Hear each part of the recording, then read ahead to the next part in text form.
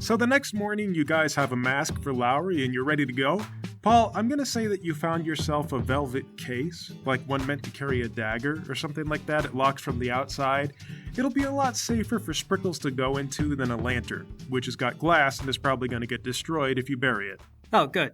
Yeah, I'm glad I thought of that. You had all night, and I figured, I shouldn't, kill Sprinkles just because you didn't think of this, and I did. Okay. You guys head downtown to the main stadium where they're going to hold the event. It takes a little while, but you eventually find Bingle and Sasha. You flag them down. They go, "Oh, hey, guys!" Hello there, Bingle. You ready to watch us pound everybody's butt? Okay. Sasha goes, "That is weird. I feel like I've heard that phrasing before." It's very common phrasing. Bingle goes, "Whoa, I like your mask, Lawrence." Thank you. It's black as night, like my soul. Oh, cool. Very aloof. Very, anti-hero. Why? What's anti about it? Well, it's black as night. Darkness, that's evil. Nuh-uh. No, it's good. Sasha goes, "Yeah, Bingle, what's bad about it?" Because it's black darkness. Black darkness is very comforting. It's very safe. Nothing can find you hidden in the dark. Sasha goes, "Yeah, Bingle, didn't you ever hide under the covers when you were a kid? Darkness is safety." Everybody knows that, Bingle. I still hide under covers sometimes. I was always afraid of the dark as a kid. Did your mother not beat you with a wooden spatula for those kinds of thoughts? Mine did. They do that in the Earth Nation? They do that everywhere, I'm pretty sure. Sasha goes, "Yeah, I guess they must." That's weird. The Light Nation is so weird, Bingle. Bingle goes, "It's not that weird." And Sasha goes, "You guys do Trombuday in the Light Nation." And Bingle goes, "No, that was just my friends." Trumpets then sound overhead. The competition is beginning. Fighters, you are being ushered into the stadium. Come forward and announce yourselves. All right, Loud Rinse, this is your deal. Go get him. Yeah, I guess I'll just go do all the work again. You're not going to do all the work, Lawry. I brought bottled water. Whenever you get too hot, just give the word and I will pour the water on you. What about a towel? Did you bring a towel? I think Paulina has a towel. Yeah, I got the towel. The stadium is enormous. This is obviously for huge events. It's more like a coliseum. The judges invite you in and then have you line up. You're asked if you remember which judge awarded you your dots of certification or whatever. Point to the judge I recognize. Yeah, that one over there. The judge approaches you. I don't remember this one. Oh, come on. What do you mean you don't remember me? I was one of the most skilled guys out there. I don't recall anyone wearing a black mask. Oh, shoot. That's right. I put on a mask. Would you like to remove it? But that'll kind of ruin my thing. I'm the Dark Mask. See, I want everyone to know me as that. Well, then I'm afraid I can't say I recognize you. Well, what does that mean, then? The judges ignore you. Moving on, they check the other fighters and they confirm, yes, I gave him some dots. Yes, I gave him. There's a couple of other fighters who fight about it, but the judges just move on. They don't spend a lot of time working it out. Can you believe this, man? This is highway robbery. I legitimately injured people. I'm pretty sure I ended careers the other day. Several of the fighters are given green marks on their foreheads. Then they're dismissed. The remaining are made to stand where they are.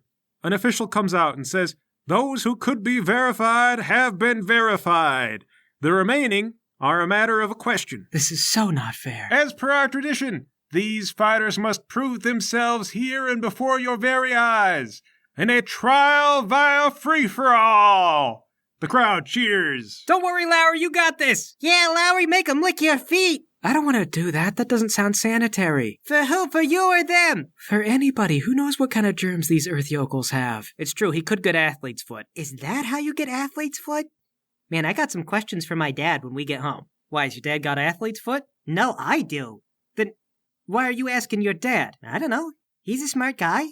He knows stuff. A judge announces, "The fighting will commence upon the clapping of the slabs." Then an earthbender slams two slabs together, and there is a thunderous ba-boom. Then everyone breaks into fighting. There is earth flying in all directions. Okay, create myself a little stone fortress and just hide in it. Shunk, shunk.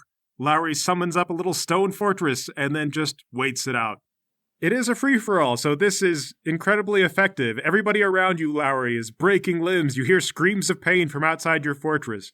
Paul and Elvis from the outside, you can see people are getting mangled. Rocks are falling, being thrown left and right. Someone in the crowd gets hit and they're carried away on a stretcher. Oh, we gotta do this back home. We gotta bring this tradition back to the Dark Nation. The crowd cheers. They demand more blood. But eventually, Lawry, the fighting dies down. From the outside, you guys can see one large, bald man standing on the outside. His forehead is covered in blood. He looks around and he says, "Is that it? I think I've won. There's no other challengers." The judge steps forward and points to Lawry's fortress and says, "There remains but one still." The bald guy comes up and he yells in Lawry. He says, "Come out of there and face me." No. What do you mean, no? No. Go home. You gotta come out and fight me. We're the last two. No, I don't. He turns to the judge. He goes, Can he do this? The judge comes up and strokes his beard. He says, "This I recognize. It is the famed weight and stone technique. You hold your position and wait your enemy out. If one of you should pass out before the other, the winner is whoever stays awake the longest." The guy looks kind of confused and the crowd starts to murmur. Oh man, I hate this technique. Last time it took them 3 days for them to wrap it up. The guy goes, "I will not wait for somebody to fall asleep. Will you look out? I'm coming for you." And he walks up and he goes, "Head of stone technique." And he slams his head down on your fortress over and over again, Lawry. Wham! Wham! Wham! But your fortress is powerful. And eventually the man slams his head down one final time, teeters a little bit, and then collapses.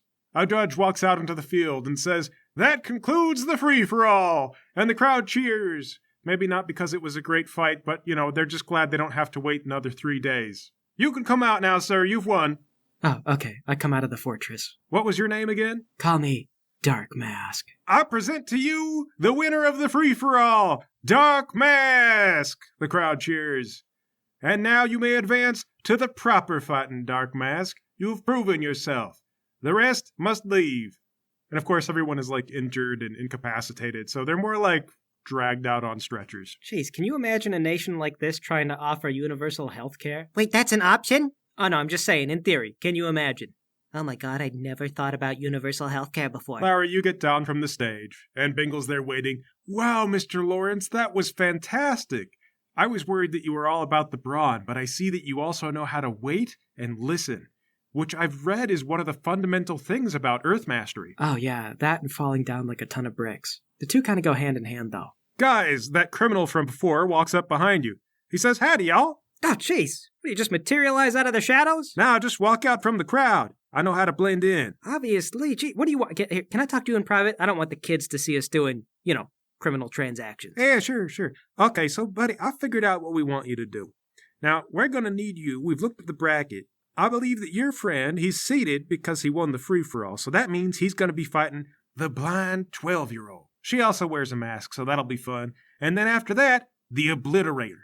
We want you to throw the match at the Obliterator." Wait a minute. What? The blind 12-year-old? Yeah, they say that she's 12 and also blind. Well, how'd she get in all this? Well, first, her family is rich, and second, she has incredible earth powers. They say that she hears the stone itself. Okay, but she's still 12, though. If you want my friend to throw the match, why doesn't he throw it at the 12-year-old? Seems like, logically, people would be betting against the 12-year-old and you'd make a killing. No, because if we throw the match then everyone's going to figure the fight is rigged, okay? If you lose to the Obliterator, everyone's going to expect that. And look, we're going to bet big on the Obliterator. The money's not as good, the odds are not as good, but it's a lot more believable, okay? Okay, I guess that does make sense. Yeah, trust me, we're the criminal syndicate, okay? We know how to do this, so... All right, you throw the match at the Obliterator. Don't lose to the blind kid, okay? All right, I got it. Okay, good. I'll see y'all around. Okay, and about that light dragon, right? You got a buyer lined up for it, right? Oh, yeah, we got someone. Just get us the dragon and we'll let you know. All right, great. Okay, go back over to Lawry. So, Lawry, turns out you're seated in the brackets. What does that mean? I guess it means you get to battle a blind child. Oh, good.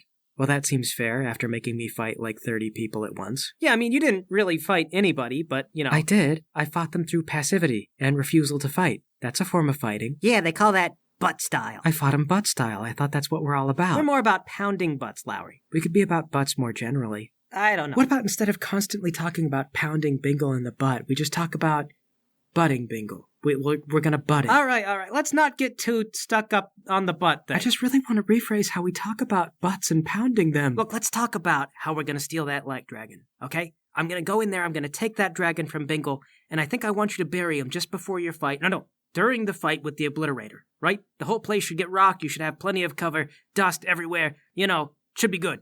Why don't I do it with the blind kid? The Obliterator sounds scary. Well, because I don't want the light dragon to be buried for longer than it has to be. It's going to suffocate, okay? We got to get it back out later. Okay, fine. Oh, shoot. Actually, I need to find that criminal guy again. Hey, shadowy dude? He's standing next to you. He goes, I'm not really a shadowy dude. Gee, I'm more like man. a dude who kind of looks like everybody else and just blends in with the crowd. Anyway, what do you need? I actually didn't go away. Oh, I thought you did. I was going to ask, do you have any way of getting in here after dark? Because we're going to bury that light dragon in the ground, and we'll tell you where. Is that good? Oh, sure, yeah. I have a way of blending in with the crowd, even when the crowds have already left. Okay, great. How does that work? But you turn around, and you're not sure if the guy you're talking to was the same guy you were just talking to. He kind of looks at you, and he goes, Come again? Nothing. I think I was talking to someone else. At about this time, it seems that the judges are ready to begin something new. One of them comes out, and they say, Ladies and gentlemen, I am pleased to welcome back to our arena your favorite and most well-known champion, the Obliterator! And somebody plays music. They've got drums out there. Boom, boom, boom. Boom, boom, boom, boom, boom, boom. He comes out. He's like some great big, huge, super strong, fat dude. He's got a beard as thick as a rose bush. Two firebenders stand on either side of him and throw fire in the air as he walks down in a pyrotechnic display. The crowd absolutely loves it. And they say, on the opposing side is the lizard. And there's a little guy over there. He's dressed like a lizard. He's also got some theme music, but not as much. He's not as wealthy. He can't afford it. The crowd cheers, but not as big. They're not as excited about the lizard. They get ready. The judge begins the fight, and the Obliterator effectively just scoops up a ton of dirt like a bulldozer, and then just moves forward, like burying the entire stage until the lizard is buried under, you have no idea, probably like a ton or two of rock and dirt. And now dead, somebody comes out and they go, that is the match! The Obliterator has won! And the Obliterator throws up his hands and the crowd cheers and goes wild. Oh my god. Okay, this could be a problem. Do you think it's all fake? Are they just acting? He's gonna bury me alive. Okay, maybe he won't do the same move twice. The judge yells, the Obliterator! Another victory thanks to his signature move! Mountain of dirt which buries you alive! And the crowd cheers. The Obliterator goes back. They start getting ready for the next fight. Somebody walks up and they say, Mr. Dark Mask, you'll be next. It's his signature move, Paul. Okay. Oh, actually, it's great, though, because we need to bury the light dragon, so, yeah, just try and get the light dragon in there. Oh my god, I am going to die. Are you, though? Yes! But are you, though? Lawry, look at me. I don't think you're gonna die. How? How, Paul? I have agreed to throw the fight. That means I have to lose, and the man's signature move is to bury you alive. Well, just don't be buried alive. Use your Earth abilities to not be buried alive, and just let them declare the fight over. I mean, if you're pinned and they declare it over, you've lost, right? It's fine. It'll be fine. Easy for you to say. You've never held up 2 or 3 tons of stone before. But you can, right? You can do it, Lawry. Paul's mom believed in you. Yeah, and if my mom believes in you, that means you're probably one of the best Earthbenders in the entire world, honestly. Yeah, your mom wouldn't say I'm an okay Earthbender if she didn't mean it. Paul's mom has traveled the world. She's probably seen all the Earthbenders. You gotta be one of the best. You know, that might be true. I might be. Yeah, so there you go. Use your amazing earthbending ability to lose to this guy without being killed. I know you can do it. Okay.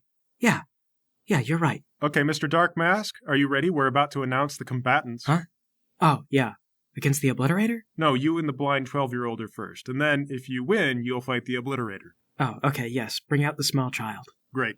The judge goes up in the middle of the stage, and they say, Ladies and gentlemen, you witnessed him already in the free-for-all. Now let's see if he has more than just the ability to wait inside a fortress. I present to you, Dark Mask! And you do get some applause. It's not as much as the Obliterator, of course, but, you kind of won the free-for-all. We should have got some pyrotechnic guys. Lawry deserves it. We could have thought to bring some confetti. Oh, yeah, I could have wind-bend the confetti around.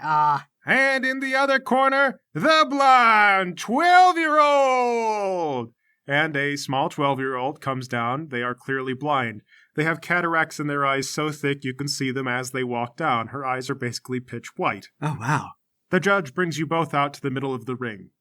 Are you both ready? Yeah. What kind of eye condition is that? How do your eyes get such huge cataracts in them? Little girl goes, That is rude. I didn't ask how your dick got so small. Oh, okay. Wow. That escalated. Now I want a nice and dirty fight. Did you hear she made fun of the size of my penis? I'm sorry, Dark Mask. She's allowed to do that. It's below the belt. That's an attack below the belt. Those are allowed in the Ultimate Earth Fighting Championship. Well, there should be exceptions. The 12-year-old goes, I'm surprised you haven't heard it more often, honestly. I don't date very often. Oh, well, that I'm not surprised about. Why, do I look like a guy who doesn't date very often? I'm blind, remember? I can't see. Well, then how do you know whether or not I date a lot? Because of the small penis. Women don't know that. How are they supposed to find that out just by looking at me? Oh, that is a good point. It must just be your personality. All right, and You know, fight! I don't know who you think you are, but you can't just go around accusing other people of having a small penis. And in fact, I know that I am average. I have double-checked. Oh, really? With who?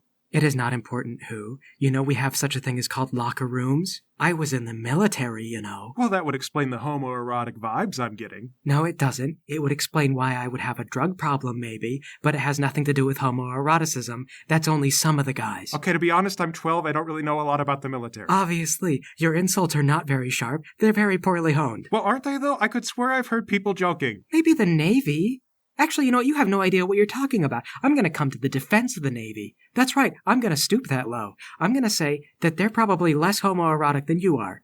Or they're at least homoerotic in a funny way that I love. I love them in a, you know what, in a gay way. I'm going to say it. I love them in a gay way. I don't understand what's going on. I was Special Forces in the Army, and I love the Gavy. The Gavy. Okay, lady and gentlemen, fight. We are fighting. So are you guys homoerotic or no? If you're trying to sincerely answer the question, you don't understand military culture. Ladies and gentlemen, this blind 12-year-old doesn't believe in your military. The crowd kind of murmurs. A little ripple goes out through the crowd. That's right. She's calling into question your military's dignity. You're the one who said you're gay for the Navy. That's right. I am gay for the Navy, and I'll stand proud and tall and erect for the Navy for the rest of my natural life. Somebody stands up and they clap. Yeah! Yeah! Fellow military guy out there, that's him. More of the crowd starts to cheer. I don't understand what's happening. Is the military gay or not? Do you hear that, ladies and gentlemen? The crowd starts to boo. Boo! Boo! But he said he is gay for the Navy. I don't understand what side I'm supposed to be on. The crowd starts throwing trash. Mason, by any chance do I happen to know, the first, sentence of the Earth Nation national anthem? Give me, just give me an intelligence roll. Okay. You think you can stumble through it? Oh, Earth Nation. Try and get the crowd to join in. And the crowd takes the bait. People start to stand up and they sing the Earth Nation national anthem while throwing trash at the blind 12-year-old. I just mouthed the rest of the words. Something, something, our nation. The girl, she's just, oh my God, okay, all right. I surrender, I quit. And she storms off the stage. The judge grabs your wrist, Lawry, and he goes, the proud Earth Nation nationalist Dark Mask wins the battle. The crowd goes crazy. Okay, get off stage. Wow, Lawry, that was, unconventional. I hate the military. If our service was not compulsory, I never would have joined. Could not get out fast enough. Me too, buddy. Me too. Hey, so how big is average? Just out of curiosity? You are, buddy. Oh, good.